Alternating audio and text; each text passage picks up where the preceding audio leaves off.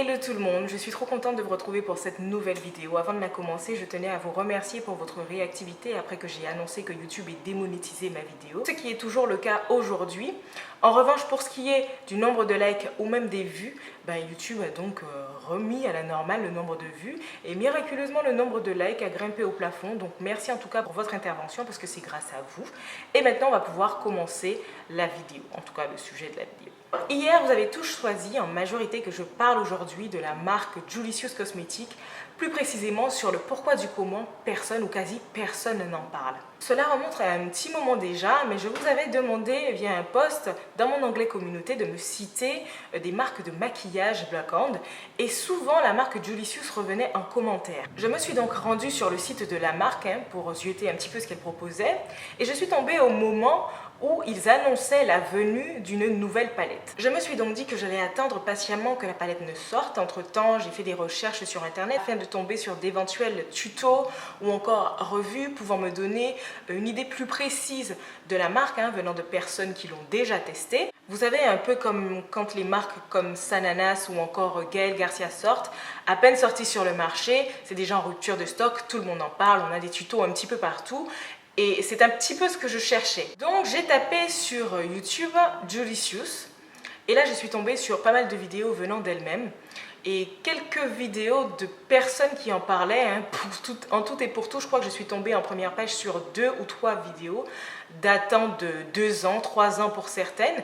Donc j'ai ajouté Cosmetics derrière et là je suis face au même résultat. Donc pas grand monde en parlait, à part la youtubeuse Sananas qui parlait de ses premiers gloss il me semble.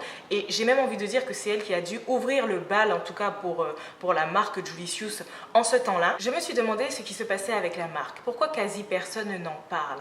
Et j'ai d'ailleurs même fait un test, j'ai tapé Sananas Cosmetics sur les réseaux sociaux, plus particulièrement sur YouTube, et je suis tombée sur énormément d'influenceuses populaires qui en parlaient, notamment sur les produits cosmétiques de Gaël Garcia, sur Martine Cosmetics par exemple. Bref, j'ai laissé tomber et je suis donc retournée au moment propice pour pouvoir commander la palette, la nouvelle palette Celebrist, afin de pouvoir la recevoir, me faire ma propre avis, comparer un petit peu la qualité de sa palette avec les autres, évaluer ainsi son potentiel par rapport aux palettes make-up déjà présentes sur le marché. Je suis donc rendue sur le site, j'ai payé 35,50 € avec les frais de port 42 € approximativement et je l'ai reçu dans ma boîte aux lettres le 26, soit le lendemain de Noël. Et autant vous dire que quand j'ai ouvert ma boîte aux lettres, je me suis retrouvée face à une enveloppe qui brillait de 1000 feux. Je me suis dit waouh! Ok, ça commence bien. Dès l'enveloppe, dès l'emballage du colis, on observe déjà une certaine attention au niveau de l'esthétique, de l'esthétisme même, en tout cas du produit. Non seulement le choix de la couleur de l'enveloppe, mais également les petites attentions comme le timbre où se trouve un sapin de Noël en période de fête. Il y a également un petit mot adressé par la créatrice, j'imagine, et même des petites étoiles à l'intérieur.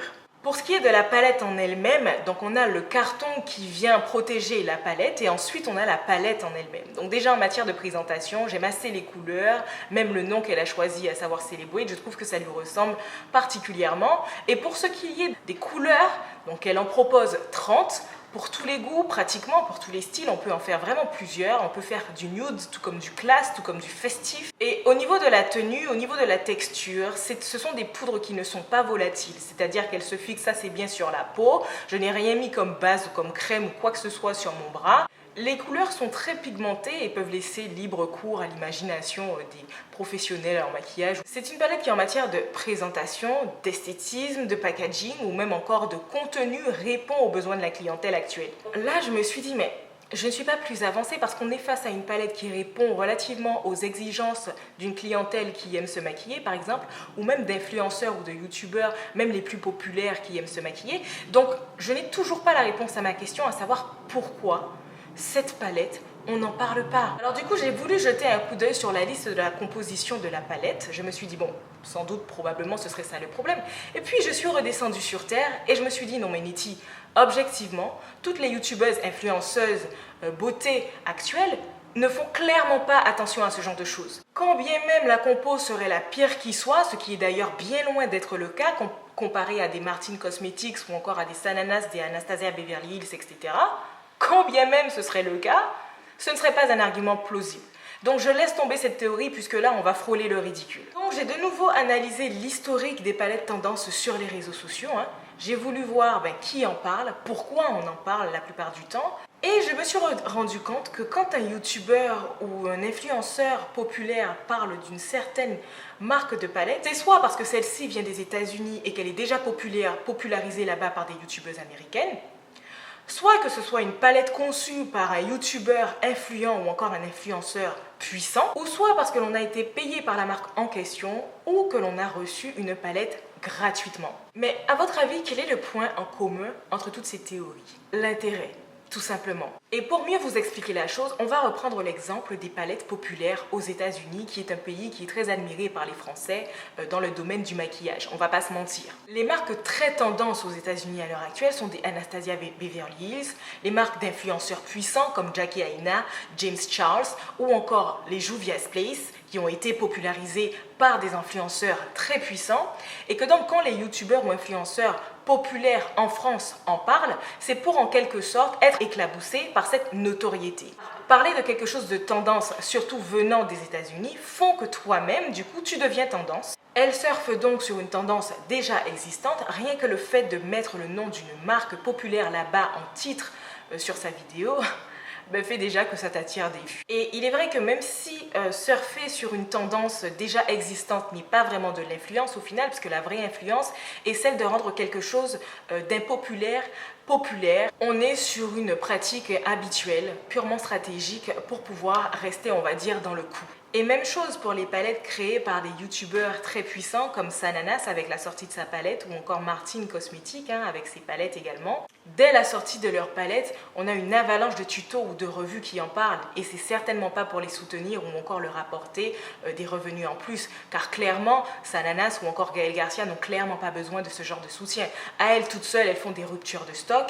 Très clairement, les personnes qui en parlent, c'est pour surfer un peu sur leur notoriété, récupérer un petit peu des vues. Car quand vous regardez, quand vous avez le nom de Sananas dans le titre de votre vidéo ou encore Gaëlle Garcia dans le titre de votre vidéo, ça fait des milliers de vues. Et c'est exactement le cas, c'est exactement ce qu'a provoqué la vidéo de personnes qui parlaient de leur maquillage. Je dirais donc que Julicious n'est pas suffisamment populaire pour que des youtubeurs ou influenceurs populaires puissent parler de sa palette Celebrate, sans oublier qu'elle ne fait pas forcément partie de la communauté qui est la plus privilégiée dans le domaine du business, on va pas se mentir. J'ai pensé aux tarifs qui pourraient peut-être sembler trop chers pour certaines bourses ou certaines personnes, mais quand je regarde la quantité de tutos ou encore de personnes qui consomment les palettes telles que Anastasia Beverly Hills ou encore Too Faced où il faut un minimum 45 $ pour pouvoir en avoir une, avec moins de 30 couleurs, comme ce que propose la palette Celebrate de Julicious. En matière de rapport qualité-prix, elle tient clairement la route. Bonne tenue, bon choix de couleurs, beau packaging. Donc là encore, on n'est pas sur un argument très plausible. Puis, à ce que j'ai pu comprendre, elle n'a pas forcément les moyens de pouvoir payer une publicité trash, comme c'est le cas de certaines marques de maquillage, ou encore les moyens d'envoyer des palettes gratuites à des youtubeurs ou encore des youtubeuses. Mais j'ai envie de dire, les Sananas et Gaëlle Garcia n'ont pas eu à envoyer des palettes gratuites pour qu'on puisse parler d'elles. Donc là encore, voilà, c'est pas trop forcément un argument convaincant. Ce qui est le plus ironique dans l'histoire, c'est qu'on parle d'un manque de solidarité entre youtubeuses françaises et parfois même ça prend des caractères communautaristes. Et la chose que j'ai remarqué, c'est que le plus souvent, celles qui parlent de solidarité, quand l'envie leur vient de parler de solidarité ou de manque de solidarité, c'est quand elles-mêmes, elles sont dans des situations inconfortables, quand elles sont dans des situations instables. En revanche, une fois qu'elles sont bien en place, une fois qu'elles ont acquis une certaine notoriété, on a l'impression qu'elles n'ont besoin de plus personne. Et là, elles n'ont plus forcément le mot solidarité à la bouche et elles vont encore moins avoir des gestes de solidarité. J'ai l'impression que les gens utilisent vraiment ce mot-là seulement quand ils en ont besoin pour eux-mêmes. Je tiens à dire que je n'ai pas reçu cette palette gratuitement, comme vous devez très certainement vous en douter. Si tant est qu'en plus la créatrice de la marque connaisse l'existence de ma chaîne, j'ai acheté ma palette toute seule, comme une grande, et du coup j'en ai fait cette vidéo afin de pouvoir répondre à toutes les questions que beaucoup d'entre nous se posent. Maintenant, je ne dis pas que ce que je viens de vous décrire, que mes analyses sont la vérité absolue, puisque ça vient de mon propre avis. Si vous avez le vôtre, n'hésitez pas à le mettre en commentaire, en tout cas, à le laisser dans l'espace commentaire, bien entendu, avec de la bienveillance, dans le calme, bien entendu. Bon bien, j'espère que cette vidéo en tout cas vous aura aidé à y voir plus clair. Je vous dis à très vite pour une prochaine vidéo.